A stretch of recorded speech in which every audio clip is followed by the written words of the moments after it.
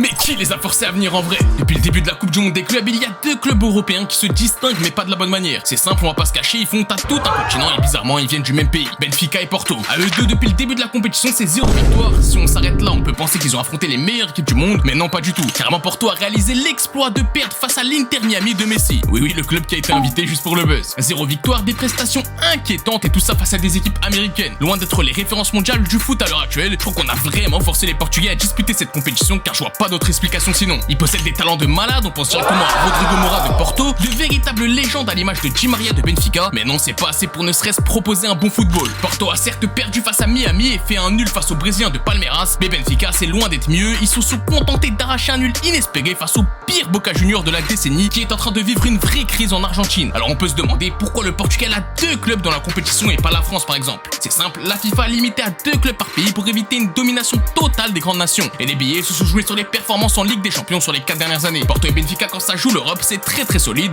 mais là qu'est-ce qu'ils font sérieux? Certains diront oui mais va jouer là-bas avec la chaleur et tout. Bah c'est la même chose pour tout le monde et là ils défendent en plus de ça l'image de tout un pays, voire d'un continent. En tout cas si t'as un pote qui supporte Porto ou Benfica, envoie la vidéo pour qu'il nous explique